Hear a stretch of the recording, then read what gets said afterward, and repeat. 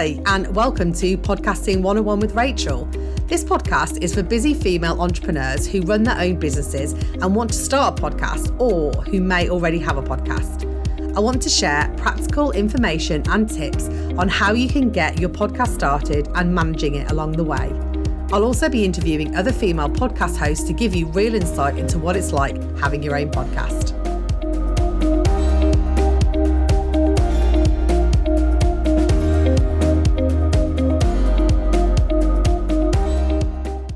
Hi, and welcome to this week's episode.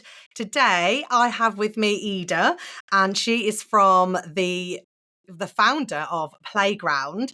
Ida blends gamification, accountability buddies, and research-based productivity tips to help people work on what is meaningful to them and spark closeness. And it's unusual, but powerful mix versus procrastination. Welcome, Ida. It's really, really great to have you here on the podcast. How are you? Hi, Rachel. Yeah, that was a lot of big words for my playground. Yes. Yes.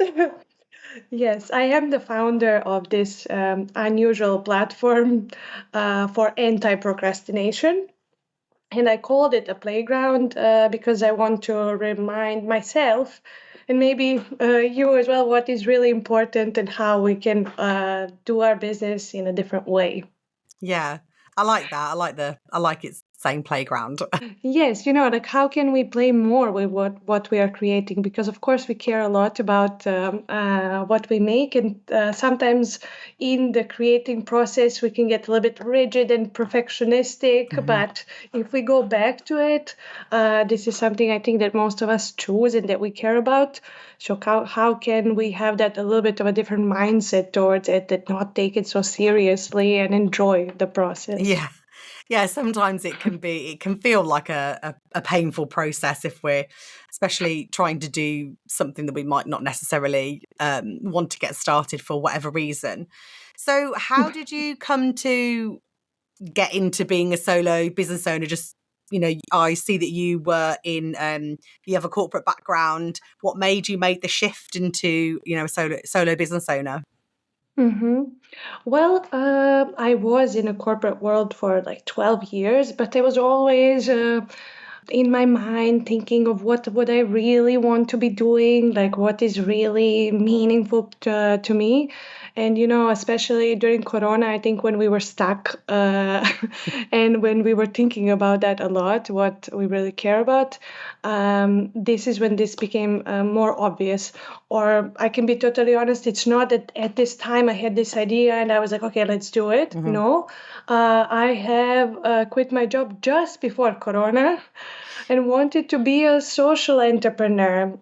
So I wanted to create, have a business that also supports, the planet and the people and is profitable in tourism. But since we got locked, that was not possible. So yeah, So I was a little bit back. unfortunately. Yes, I was back at the drawing board. But I definitely knew that my next step was something that I was really going to create from my heart. And I was in the situation of like being in a new situation, being alone. And so, how can you surpass that and start creating and take those risks? And then, okay, start, but also continue. So that mix of like creating something meaningful, then leaning on someone else, and also kind of not taking yourself too seriously while you're doing it. Those are all the elements of how I wish the world would be more like. And this is why I'm also making my playground so we can together do all of that. So who are the main kinds of people that you're helping with the work that you're doing? Well, I help people, usually solopreneurs, or maybe somebody who wants to work on their side hustle, or maybe somebody on a passion project. So it doesn't necessarily have to be related to, like a monetary thing, but maybe you would just really like to start creating a podcast Yeah.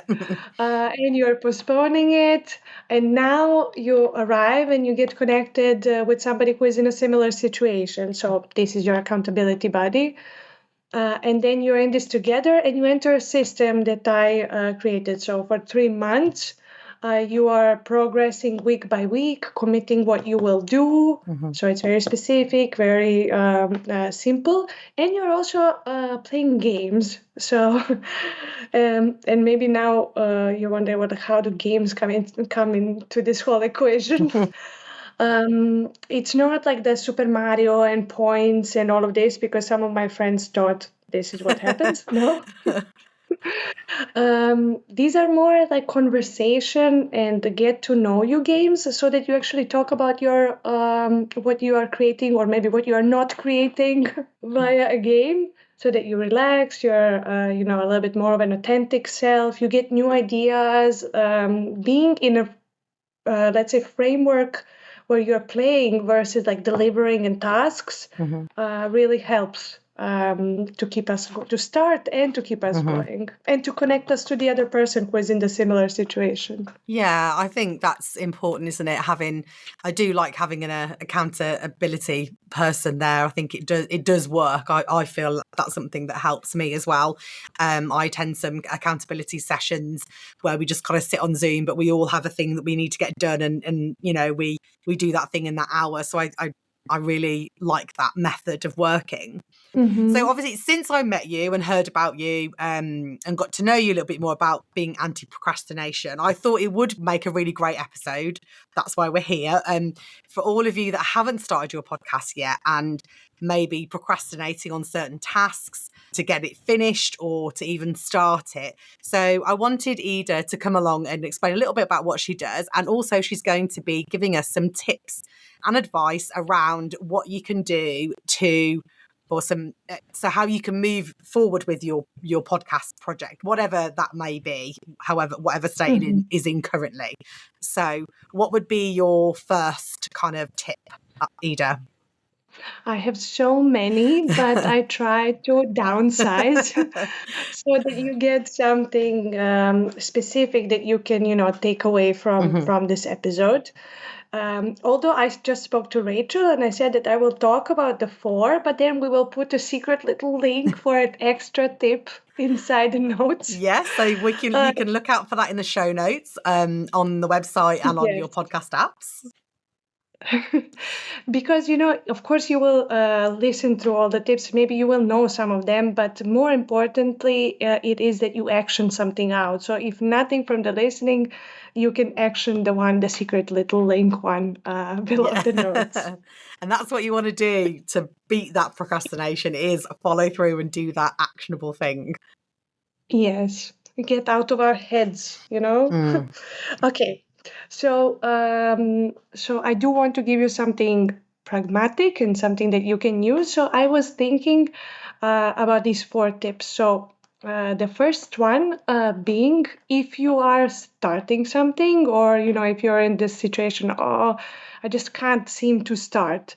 And maybe it is that you want to start your podcast. Maybe you're back from holidays and you need to restart your projects. Or maybe you are a business owner and then you have a podcast, but you now need to start promoting it.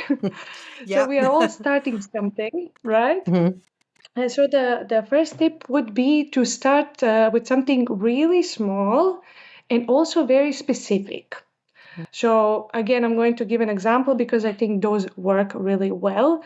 So instead of being like, oh, I should really come up with some kind of content strategy, something really small would be, I'm going to spend 5 minutes brainstorming ideas for content.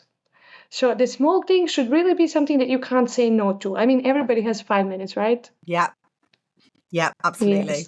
Yes. And then also make it very specific so that you can, be honest with yourself. Did I do this or I didn't do this? Okay? So you've got your item you can tick off and say, right, I have done that in that 5 minutes. Exactly. Because, the counter example would be like, oh, I'm going to do research. Okay. But what, where, when, how long, So just pick something small that you won't procrastinate and make it specific. So that's the first tip. Then the second one that I also see people have often is that we have so many things that on our to-do lists, or maybe we have a lot of ideas that we are excited about. This is also a great situation to have. But then again, we don't begin. So what we can do there is to use a planning system. Maybe you already have something that you like. What I use on my playground and what I personally also use when I'm working, and I work alone, are two different things. So one is called a whoop. I don't know if you've heard of it, Rachel, before. No, I've not heard of that one. Yes. So apart from having, I like to say, a very cool name like Whoop Whoop, Yeah. it immediately like cheers you on. It is like scientifically proven method which helps us move from like this wishful thinking into actually having a plan. And it stands for so whoop. So first you think of your wish and the best possible outcome. When they tell us, oh, like think about, like visualize and there's all the Yeah. positive stuff, that's good, but it's not enough, science tells us. So then the next step from that is also to brainstorm all the obstacles. So, okay, this is really great, but and you know that you do this to yourself, like the inner critic, is telling you, yeah, Rachel, but okay, now I don't have time, or like, I don't know, whatever it could be. Yeah, So absolutely. you right? So you then contrast these two and make a plan. And if you want, for our listeners, maybe we can try to do a mini test where Rachel does her first whoop now. Okay. Yeah, I'm up for Uh, that. yes. So the first step, and you guys can maybe think about your own, is what is your wish for this podcast? Does it need to be something really specific? Or is it just like a general No, this is like wish? the grandiose, this is Oh, the the big, like, grandiose. oh, I wish that my podcast Oh, okay. was. So what was my wish for this podcast? I oh I would I suppose I just want to help everyone get their podcast started. So I guess my wish for this podcast is to build a community around the podcast so that it's helping have that tangible thing of being able to knowing that I'm out there and giving this information to help people move forward with their podcast. So I'd like to kind of build a community around it. Okay, I love it. And now be honest with us. So what is your like obstacle? What is your internal obstacle that, on those days when you're not doing it? What is telling Um, you? my internal obstacle is that no one's going to turn up. That's my, like, if I started, a Facebook group, because I know a lot of podcasts do that to help build community, that no one would come talk to me in there. So I guess that's my big obstacle. Yeah, that would be my main one, of creating a community specifically around this podcast. Okay, and then the plan would be that, okay, and you need to think about it this way. You should think, okay, I really want to have this amazing community and to support people, but I have also this fear that nobody will show up. And then now you do an if. So if I think that nobody will show up, then, and now you come up with some kind of an action, what could it be? Why no one would show up, or? Yeah, like what comes to my mind, it could be that I will remind myself of all the other times when people Oh, did okay. show up, Oh, right. you Yes. know? Yeah. Yes, that's true. Okay. I'd remind myself, that I've spoken to different people that have listened to the podcast, and they have told me that they really enjoy it and they got something out of it. And that if they had any other questions, they'd ask me. So I guess just to remind myself of that, I've had, some people have said that. So it must be Yes. helping Or, somebody, hopefully. I'm sure you are. Or, for example, because you also smiled at the busy thing, because we are all busy. Mm, So if you feel like, oh, but I'm too busy to now be, I don't know, reaching out to people, creating, like making these content strategies, then I can, carve out a time in my calendar and mhm, actually block that to do X, Y, Z, mhm. So it is a little bit of that kind of a process. So you sit down, you go through what you would really love this to be, what is the ideal outcome, then you let your inner critic go, and then you make a plan. So what you will do. So that's, for example, that this really helps you. This planning system helps you with kind of a mindset to go forward. Then we have another planning system, which is called backwards goal planning. And this is really cool because instead of like, okay, I should do this and this and this, you're like, I need to publish an episode. Okay, but before publishing an episode, what do I need to do? You're like, I need a speaker. Okay, but before I need a speaker, what do I need? Oh, I probably need to research speakers or find some people. Okay, but before that, and you go step by step by step, which then leads you to your first step. So now you have a plan on how Okay, you yeah. will create your first episode. Yeah, I like Okay? that. They're working backwards from it. Sometimes that's easy because you'll start. Sometimes it's the staring at the blank page, isn't it? You're going, I've got to come up with the first thing. Whereas Yes. if you start with the outcome that you want, then working backwards can help Yes. with that. Yeah, that's great. I like that one. Cool. I hope, like maybe these, not each one will be relevant for everyone, but maybe people can find different angles that will support them. Yeah. Then a third tip that I had, is if you are like, okay, I'll post or I will publish or I will like when, and then you're kind of not doing it. This one is just a little bit more like to try to work with less perfectionism and more kindness towards yourself. And then, kindness can be like that you take a break, or like kindness can be that you go walk in the park, or like maybe let it sleep over. Because when we get so like, okay, like I'm moving, I know I'm creating on my website, I move the colors a little bit, this a little bit, it takes ages. But sometimes you need to kind of step back. Or the other one, which I really like, is to make it a little bit like a game, How can you make it more exciting? And this one is not a podcast related example, but for example, I really procrastinate with washing dishes. So so I found a small system for myself for a game that and it goes different ways, but I choose a favorite song and then I am racing against my song to see how many dishes I can wash in this one song. Oh, that's really funny. That's really good, actually. That's a good way to make it more fun. And when you zoom out, actually, then like let's say a little bit of a philosophical thing here is then you see that this thing that you're postponing that's draining you, which what we do with our tasks, actually took 3 minutes of a song. So Yeah. sometimes it's good to be reminded, all this energy that goes into worrying or spiraling or overthinking versus like do it. And okay, then it's Yeah. perfect or something it's fun. Yeah. Yeah, I do. I find that, well, so sometimes when my husband, this is not podcast related, but sometimes when my husband's away a lot and I've got the kids and cooking tea and I'm really tired and I was like, oh, I just can't be bothered. But then I think, no, I'm going to put up, this is when I kind of listen to podcasts as well. I think, actually, no, I've got whatever podcast I want to catch up on. And then I kind of get absorbed in that. So even though I didn't want to do it, I think actually I've managed to listen to a podcast episode that I really wanted to listen to and I've learned something or I've had a laugh or something like that. And then also I've cooked tea and not just gone, oh, I'm just going to eat something rubbish or, buy something easy. So I kind of do that similar thing there to try and egg myself on to do something.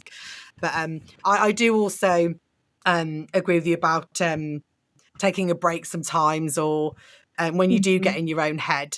When I first niched into podcasting and I had my virtually inspiring podcast, which was I just wanted to start a podcast and I was interviewing other virtual assistants and I got really in my head about like releasing the episodes and am I doing it right? I've not done it right before, but I want to be a podcast manager. Shouldn't I know all this kind of things? And like that really got in my head about it. And I thought just in the end, I was like, you know what, just get it out there and see what people think. And you have to just get over that little thing. And often that does, like you've bunged it up, you've let it go and actually makes you feel a lot better.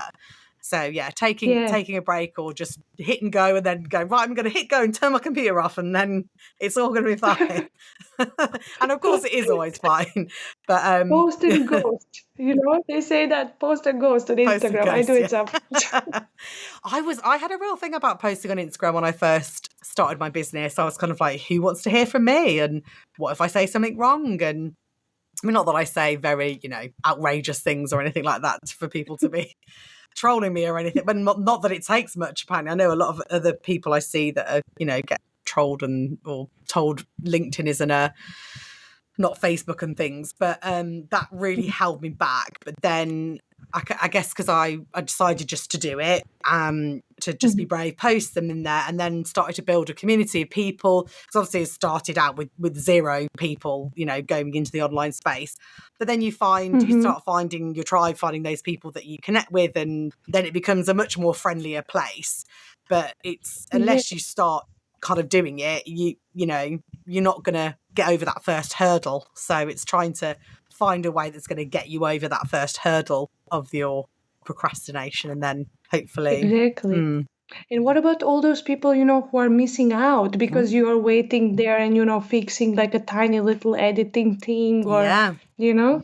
Yeah, absolutely. It's with website as well. I think I've had mine done recently, and my amazing friend Hannah helped me with the design and she supported me with the copy. But my first one, I just did it myself, very rough and ready, and I just hit go, and I thought I'm just gonna, otherwise I was never, like you say, never gonna get that information out there. It was a great place to point people to, but if you Mm-hmm. spend too much time, it can hold you back. And it is messy doing stuff, running your own business, and putting yourself out there, doing podcasts or whatever your passion project is, or business. It does make you feel, especially it's the first time you're doing it, does make you feel a bit vulnerable, and doing those Yeah. things. So, and I suppose it only gets easier then you get to kind of the next level, and then move over the And then you next have one. the next thing with something new. Exactly, exactly. Yes, with the perfectionism, I mean, I keep reminding myself I have a playground exactly Mhm. for this reason, and I say now I like write it 80% is good enough, and I kind of pride myself when I can and I feel so free to publish something that's 80% good enough. Yeah. So, I took a different angle. Like, yes, go out with something that you are like, oh, it's not according to your standards 100%. So what?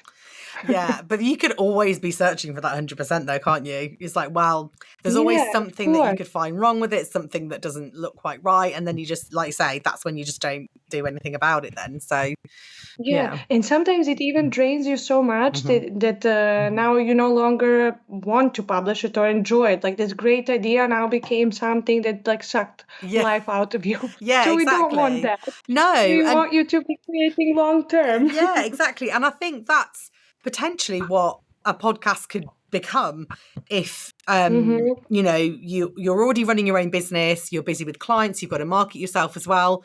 And you're thinking, can I add this extra thing in for my business? So being realistic about it, but also you don't want to make this awesome idea you had for a podcast with probably this great content. It's going to build your authority. You're going to connect more with your dream clients. It's also going to help you with your marketing. You can repurpose your podcast. So it will Mm-hmm. help you, but you don't want to turn it into like a chain around your neck, and then you don't, like you said, sucking all the joy out of your life or your business. Yes. Having it, you want to make it a positive, exciting thing to do a podcast and get that started. So Exactly. And I think it's a little bit like exercising as well. It's not like, okay, you started doing something, you're not going to have muscles immediately. yeah. I mean, you will have to continue going and doing the training, and that's part of the journey. Hmm. So, and then Yeah. you Yeah. sustain your well-being because Yeah. we are like whole beings. We are not just our product, we are not just our podcast, we need to be there long term. Yeah. Yeah, absolutely. Looking at it like the bit, the full picture of everything that's kind Yes. of going on. Those are I great. had I had Oh, so that. you have one more tip. Yeah, Excellent. Go on. I have one more. This was three. This was three, and we Okay, have that extra absolutely. one. My last one is that there are just some those days when you're like, oh, but I don't feel like doing it. So when you feel like that, or maybe you're a little bit lonely, So I say on those days, remind yourself how important it is to connect with others. So this could be that you are part of a community, like what you are doing. Go back to your community, see what others are posting, sharing resources, what's helping them. or get an accountability Yeah. buddy. Those are I have found those to be really important, and they serve kind of different purposes. So I'm part of several communities, but I also have my own accountability buddy, because with one-on-one interaction with the person who is there to listen to you, but also you kind of, you know, that you will meet them in 1 week and they will ask you, did you do your thing? Yeah. And you and you don't want to like stand them up, and you want to also be accountable to yourself. So that really, really helps and makes a difference. Yeah, we were saying before we hit record, I love that accountability thing. My friend Hannah, who I mentioned before, she rephrases it like accountability buddy, which I really love. Yeah. Yeah, so I was doing her Set Up for Success course earlier this year, and Mm-hmm. she was my accountability buddy for getting my copy done for my website. You know, we decided on a time frame, so that was really, and then getting that feedback as well, I think is really valuable. So you can be that for each other with feedback if you want to get, and it just makes it, you know, puts you at ease. Sometimes it's really nice to get another set of eyes on what you're doing as well, and getting that support. And yeah, so that's a really great Exactly. recommendation. Exactly, because friends, of course, they want to support you and you can tell them your things, but somebody who is in a similar situation just knows what you're going through. Mhm. And some of us don't even necessarily have that person. So, but now when you have this, and you know what, friends, they kind of cut you slack Yeah. sometimes. But Yeah. if you know that you're accountability back, how did you call it, Rachel? Accountability buddy. Okay, it's a little bit hard to pronounce, but yes, that, then it's just different. And you know that you're not alone in it, because all the other tips that I told you before, you know, any kind of education or to-do list or my calendar or my Trello, I use all of them. Yeah. I love all of them. But again, with those, I'm again alone. So, and it makes a difference to have somebody live there, like a live person Mhm. that listens to you. Maybe just listens, doesn't even need to give you feedback, but you can air out your thoughts, you can hear yourself, and you can commit then to the next thing. So Yeah, I it's do very helpful. agree about, if you know, being in a similar situation to you business wise as well, because you Mm-hmm. kind of, because you just have that relatability there for somebody, like say with your friends or your partner or anything like that. They're not in, if they don't have the same, you know, experience as you, it's a bit different. So it is nice having that, you know, something that's the same between you, and you know you're both trying to achieve something. And yeah. Yes. You know, one friend told me when I was starting this business, he said, yeah, you know, when you break a leg, of course you will go to the doctor, but doctor can't really understand you. It's somebody else who broke the leg that really knows what you're going through. Yeah, that's And true. it's so true. Yeah. Yeah, that is true. Yeah, unless they've broke the leg themselves, you have that. Yes. Yeah. Well, those Of are course, they will awesome both help tips. you. Yeah. Sorry, go on. Yeah, they will both help you, but it will be just different Yeah, help. yeah, different. Yeah, it's that perspective, isn't it? Getting that Yeah. perspective on what you're doing. Yes, Yeah. yes. Well, those tips are really, really great. And as Ida mentioned earlier, we're going to put a little secret tip in there as well in the show notes. You can click on the link and download that resource for you to help you do an actionable thing for your business so you can move forward in your procrastination. Also, Ida has run some courses or cohorts, don't you, to help people with their big Hmm. projects and procrastination. So do you want to tell us a little bit about how that all works and how it helps? Sure. So I have the anti-procrastination program. It lasts for 13 weeks or 3 months, and it is for people who come with a particular project that they want to work on. So something that you're maybe off putting off, or you know, it could be something that you really love and you want to start, or maybe some part of your business that you're like, oh, I really don't want to do admin, but it's also part of my business and I need to. So then I connect people to become accountability buddies, and they meet once a week. But it's not just like that people get connected.